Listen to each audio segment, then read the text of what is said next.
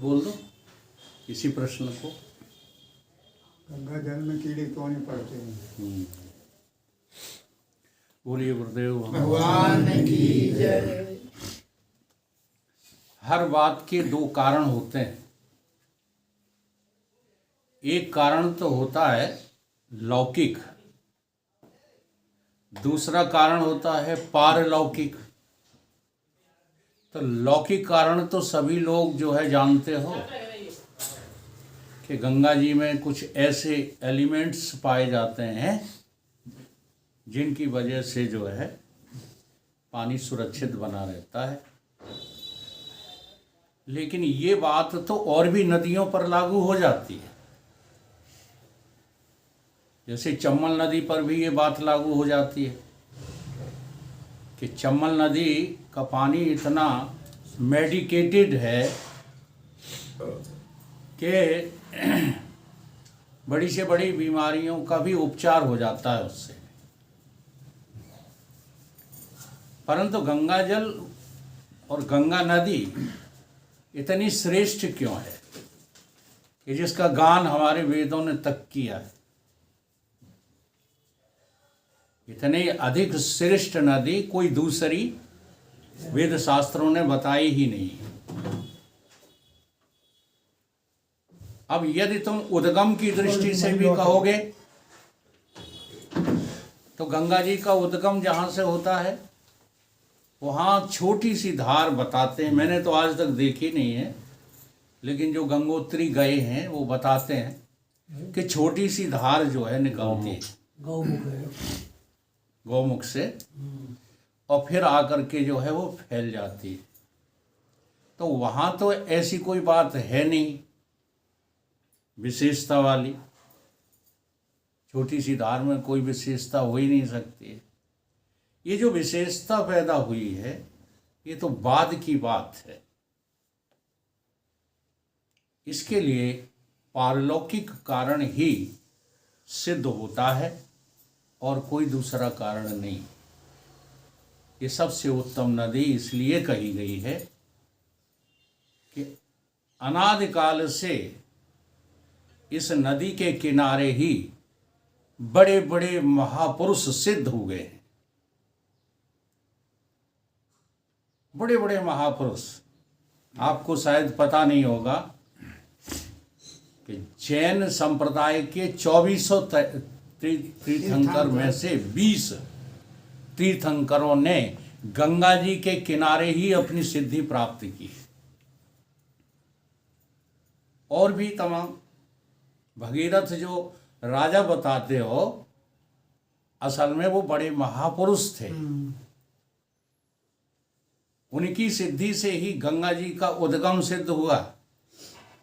अब ये बातें जो है लौकिक बातों को हम बाहर से देखते हैं, अंतर्मुख होकर के हम जानते ही नहीं। तो जितने भी महापुरुष हुए हैं जिन्होंने अपनी आत्म सिद्धि की है और उन्होंने जिस जल को छुआ है उसका नाम गंगा है। इसलिए गंगा जी आम आदमी के पाप धोते हैं। लेकिन एक बार गंगा जी से प्रश्न किया गया कि हे देवी, तुम इतने पाप धोती हो कि तुम्हारा जो है अपना अंतस इतना गंदा हो गया होगा सारे पापों को धोते धोते, लेकिन तुम आज तक पवित्र हो, इसका क्या कारण है?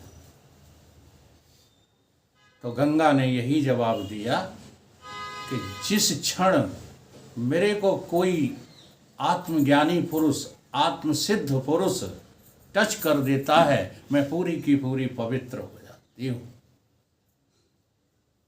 तो गंगा नदी जो है इसलिए श्रेष्ठ है कि गंगा नदी का उद्गम सिद्ध पुरुषों से है। गंगा केवल पानी है इसलिए गंगा नदी पाप नहीं धोती। गंगा नदियों में सर्वश्रेष्ठ पारलौकिक दृष्टि से है, न कि लौकिक दृष्टि से।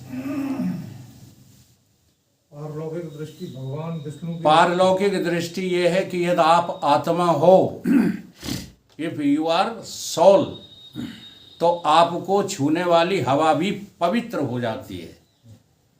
बात समझा करो, आत्मा होना इतना खेल नहीं है जो कहते हम ब्रह्म हैं।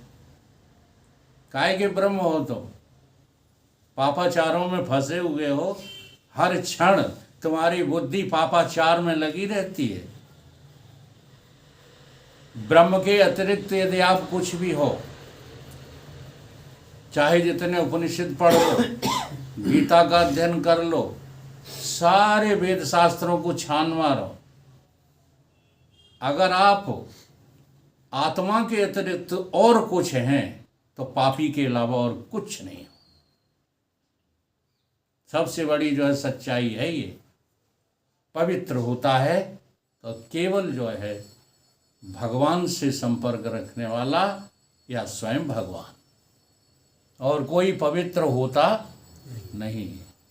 क्योंकि जितनी सृष्टि है वो सारी की सृष्टि दृष्टि की जो है, दृष्टि की दृष्टि से पाप है, और दृष्टा की दृष्टि से पुण्य है। सीधी सी बात है। इसलिए भगवान को पाना ही मानव का सर्वश्रेष्ठ उद्देश्य होना चाहिए। तो गंगा नदी क्यों पवित्र है, क्यों श्रेष्ठ है? क्योंकि इसका उद्गम सिद्ध पुरुषों से है। इसका जो टचिंग है, उद्गम भी ना कहो तो ये कहना चाहिए, जैसे महाराज जी ने अभी कहा, किसी पत्रकार ने पूछा क्या इस पानी में नहाने से जो है उद्धार हो जाता है, कल्याण हो जाता है? तो महाराज जी ने कहा कि नहाने की तो बात दूर की है, गंगा के उस संत के दर्शन मात्र से कल्याण हो जाता है। और ये चौपाई आपने पढ़ी? हाँ, संत दरस जिम पातक। अब सवाल इस बात का है कि दर्शन करना तुम्हें आता है या नहीं आता? अगर दर्शन करना नहीं आता है तो दूसरा पक्ष फिर कबीर जी का क्या कहता है कि गंगा के नहाने से जो पापी न तर जाए तो मीन क्यों न तरे जा को गंगा ही में घर है। अगर तुम जो है केवल नहाने जाते हो तो बेवकूफ हो नंबर 1 के। नहाने न जाओ, तरने जाओ। कुछ बात समझ में आ रही है? गंगा जी तारने के लिए हैं, केवल नहाने के लिए नहीं। अब प्रश्न पैदा करो, इतनी सारी भीड़ है, कहीं ये सब तरने जाती है? तो इसलिए क्या है कि तरेगा तो वही जिसके हृदय में हरि है। अब भाव लेकर के तो जाते नहीं हो। बहुत ऊंचे भाव से गंगा स्नान किया जाता है। अब वो भाव आपको क्यों नहीं बनता है? क्योंकि सत्संगी नहीं है लोग, सत्य का सानिध्य नहीं है।